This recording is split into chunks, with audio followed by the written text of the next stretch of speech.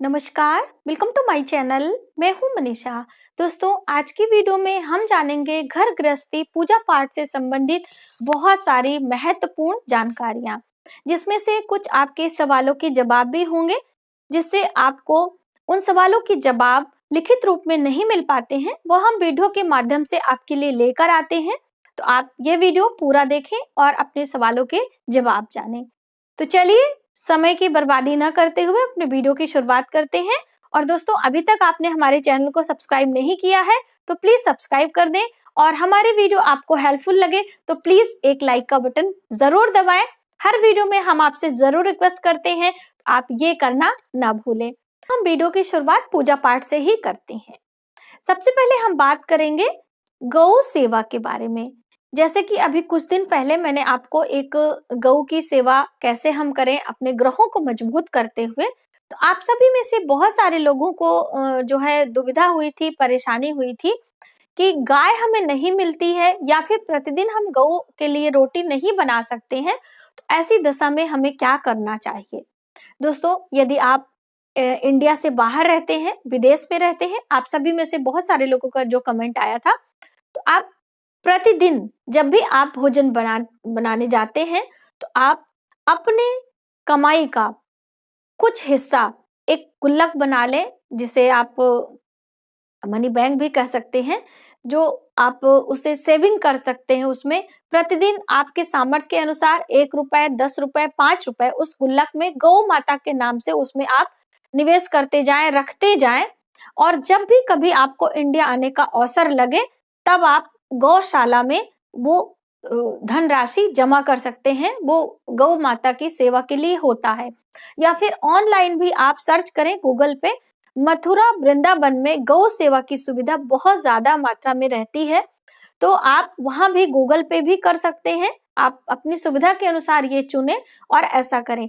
और हमारे जो भारतीय भाई बहन हैं, उनके लिए ये सलाह है कि प्रतिदिन आप जब भी अपने भोजन बनाते हैं रसोई घर में, तो जो सूखा अनाज होता है, जैसे कि आपने अपनी थाली में चावल बनाने के लिए निकाला है, तो थोड़ी सा एक मुट्ठी चावल आप एक कंटेनर में अलग रख दें सूखा। जब आप रोटियां बनाते हैं तो एक मुट्ठी आटा एक अलग कंटेनर में रख दें। इस तरह से आटा और चावल, हो सके तो दाल भी, आप थोड़ा थोड़ा 3 कंटेनर अलग अलग बना लें।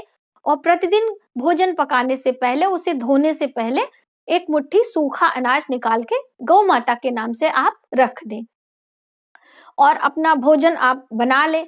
और रही बात जो पहली रोटी होती है, हमारे हिंदू सनातन धर्म में हमारे बड़े बुजुर्ग, हमारे ऋषि मुनि, दादी नानी हमेशा ये कहती थी कि पहले तवा की रोटी हमें ग्रहण नहीं करनी चाहिए। उनकी ये मनसा रहती थी कि हमारे परिवार के लोग, हमारे बच्चे ये सीखें कि पहली रोटी हमें गौ को देनी होती है। अब ऐसी सुविधा नहीं है आपको, तो आप क्या करेंगे, छोटा सा, एकदम छोटा सा तिनके बराबर आप उस पे आटा डाल दें। और फिर जब वो हल्का सा रोस्ट हो जाए तो आप उसे अग्नि देवता के नाम से उसमें आप डाल दें। इस तरह से करके भी आप गौ सेवा का लाभ ले सकते हैं। आपको पता ही है कि अग्नि के माध्यम से हम देवताओं को जो भी चीजें समर्पित करते हैं वह सीधे उन्हें प्राप्त होती हैं।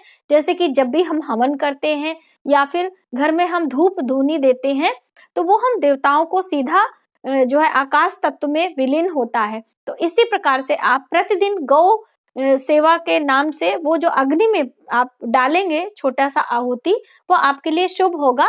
आप चाहें तो उसे कहीं आप जला भी सकते हैं यदि सुविधा हो, नहीं तो आप ऐसे ही डाल दें। ये कार्य करें गौ सेवा के लिए। अगली महत्वपूर्ण बात होती है दोस्तों, आप सभी में से बहुत सारे लोगों ने पूछा था कि सूर्य को जल हमें कितने बजे देना चाहिए और कैसे देना चाहिए। तो इसकी एक सेपरेट वीडियो मैंने आपको दी है, आप उसे जरूर देखें। सूर्य को जल आप सुबह सवेरे उगते हुए सूर्य को देते हैं तो ही आपके लिए लाभकारी हो सकता है। जो सूर्य की किरणें होती हैं, उनसे छन के जो जल हमारे अंदर आता है, जल से छन के जो किरणें हमारे तक आती हैं, उन्हीं का लाभ हमारे शरीर को, हमारी बॉडी को होता है और हमारे ग्रह भी मजबूत होते हैं। आप कभी ध्यान से देखें, जब हम सूर्य को अर्घ देते हैं और सूर्य प्रत्यक्ष दिखाई देता है और उसकी किरणों से छन के जो जल हमें दिखता है, उसका कलर इंद्रधनुषी हो जाता है, तो वही हमारे लिए शुभकारी होता है। और सूर्य से विटामिन डी भी मिलता है। लेकिन विटामिन डी लेने के लिए आपको अपने बैक साइड से, यानी कि आपको रीढ़ की हड्डियों पर जो किरणें हमारी पड़ती हैं, तब उससे हमारे बॉडी में रिएक्शन होता है और फिर विटामिन डी का निर्माण होता है। इस तरह से ये प्रक्रिया होती है सूर्य को जल देने की और विटामिन डी हमारे शरीर में कैसे प्राप्त हो। तो ये आप जरूर ध्यान में रखें। दोस्तों हम बात कर लेते हैं कैलेंडर की। जैसे कि ये कैलेंडर सभी के घर में होते हैं, हम लोग इसमें तिथियों का ज्ञान करते हैं, डेट देखते हैं, टाइमिंग भी होती है, सूर्य के उदय होने की और सूर्य अस्त होने की टाइमिंग भी होती है। तो कई लोगों ने पूछा था कि मैम हमें बहुत ज्यादा प्रॉब्लम होती है, तो हम घर में ऐसा कौन सा कैलेंडर लें, आप कौन सा यूज करती हैं। तो दोस्तों ये ठाकुर प्रसाद का है, ये कैलेंडर है और यही हम यूज करते हैं। इसमें सभी चीजें बहुत ही सटीक दी होती हैं, तो आप इसका इस्तेमाल किया करें।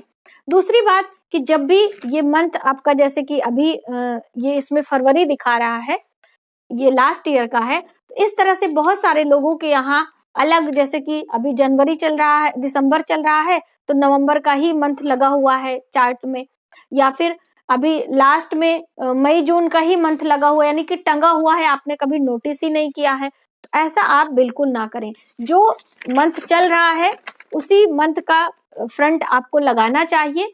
और जब भी आपका कैलेंडर यानी कि पूरा वर्ष समाप्त हो जाता है, तो नए वर्ष में हम नए कैलेंडर लेकर आते हैं, तो उसे आपको लगाना चाहिए। पुराने कैलेंडर आपको अपने घर में नहीं रखना चाहिए।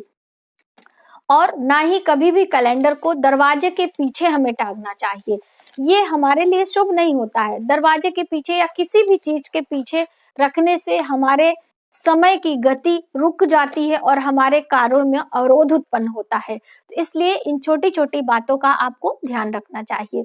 इसी बात का ध्यान आपको अपने घर की घड़ियों पर भी देना चाहिए। घर की जो घड़ियां होती हैं कभी भी बंद नहीं होनी चाहिए। बंद घड़ियां हो गई हैं तो आप उसे रिपेयर करा लें, या फिर उसे हटाकर यानी कबाड़ में डाल के आप नई घड़ियां लेकर आए। घड़ियों को कभी भी दरवाजे के ऊपर नहीं टांगना चाहिए और ना ही दरवाजे के पीछे टांगना चाहिए, ये हमारे लिए शुभ नहीं होता है। घड़ियां हमारे लिए समय निर्धारित करती हैं और समय की गति कभी रुकती नहीं है।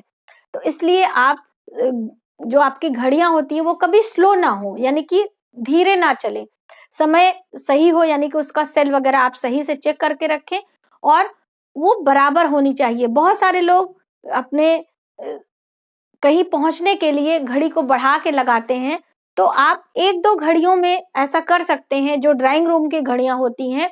बाकी आप अपने जो हैंड वॉच होती है या फिर उसे बढ़ा के ना रखें, ये हमारे लिए शुभ नहीं होती है। इससे हमारा जो चंद्र ग्रह होता है वह अच्छा नहीं रहता, उस पर दुष्परिणाम पड़ता है। और यदि घड़ियां आपकी स्लो हैं तो वो शनि को दर्शाती हैं, यानी शनि ग्रह से संबंध उनका हो जाता है, क्योंकि शनि की चाल बहुत ही धीमी होती है। तो इसलिए घड़ियों को बिल्कुल सही जो है समय पर लगाएं, और घड़ियां खराब हो जाएं तो उन्हें बदल के या फिर रिपेयर करा के ही आप अपने घर पे रखा करें।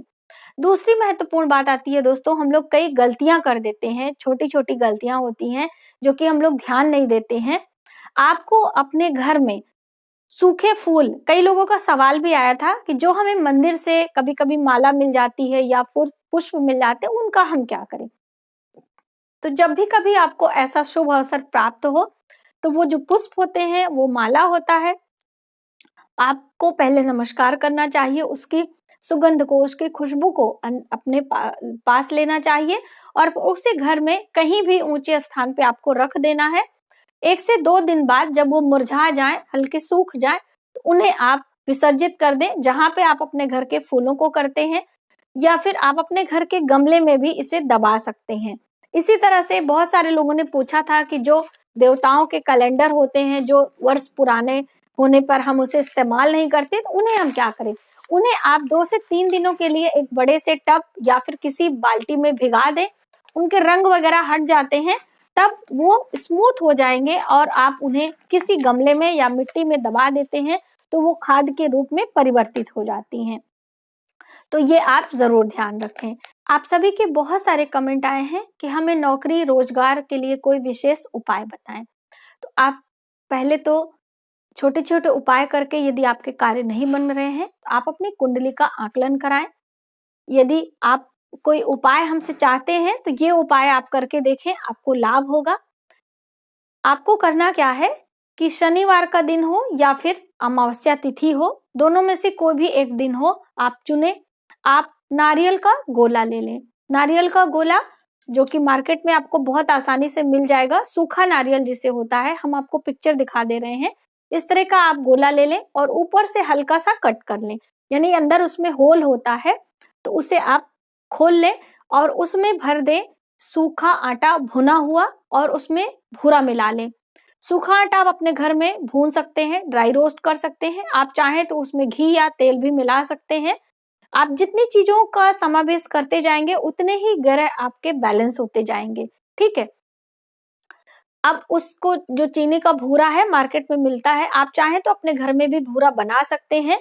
1 कप चीनी ले लें, उसमें आधा कप से भी थोड़ा पानी डालें, यानी कि चीनी बिल्कुल मेल्ट हो जाए और फिर उसे आप सुखा लें। जब वो सूख के फिर से चीनी के फॉर्म में आती है उसे ही भूरा कहते हैं। आप आटे में चीनी के भूरों को बराबर मात्रा में मिला दें और उस नारियल के खोपड़े में आपको भर देना है और फिर ऊपर से जो ढक्कन आपने कट किया उस पर लगा दें और उसे एक मौली के धागे से बंद कर दें जिससे ढक्कन इधर उधर ना हो। आप किसी पब्लिक प्लेस में जाके, कहीं पार्क में, किसी पेड़ पौधे के नीचे या फिर किसी मंदिर में आप उसे खड्डा खोद के करीब हल्का गहरा, इतना गहरा होना चाहिए, 1 हाथ के बराबर गड्ढा होना चाहिए और वहां पे आप दबा दें। ऐसा करने से आपके बहुत सारे ग्रह बैलेंस होते हैं। एक प्रकार से आपने चींटियों के लिए भोजन की तैयारी की है। तो ये आप करके देखें। ये उपाय देखने सुनने में दोस्तों बहुत ही आपको छोटा लगेगा, लेकिन इसका जो प्रभाव होता है बहुत ही लाभकारी होता है। जैसे कि हम मछलियों को आटा खिलाते हैं, आटे की गोलियां खिलाते हैं, मैंने आपको कई वीडियो में दी है, तो ये भी आपके लिए बहुत ही अच्छा होता है। तो आप ये करके देखें, आपके लिए काफी हितकारी होगा, क्योंकि मछलियों को आटा खिलाने के लिए बहुत सारे लोगों को प्रॉब्लम होती है कि उनके आसपास में जल का स्रोत नहीं होता है और मछलियां हमेशा जल में निवास करती हैं, तो आप सभी को दिक्कत होती है। तो इसलिए ये उपाय मैंने इसमें शामिल किया है। तो ये आप करके देखें, आपके लिए काफी हितकर होगा और आपके बहुत सारे धन भी नहीं खर्च होंगे। तो आज की वीडियो में बस इतना ही। यदि हमारी जानकारी आपको थोड़ी सी भी हेल्पफुल लगे तो प्लीज हमारी वीडियो को लाइक करें, शेयर करें, सब्सक्राइब जरूर करें न्यू वीडियोस के लिए। मिलते हैं एक नई वीडियो में नई जानकारी के साथ। तब तक आप अपना ख्याल रखें। जय माता दी।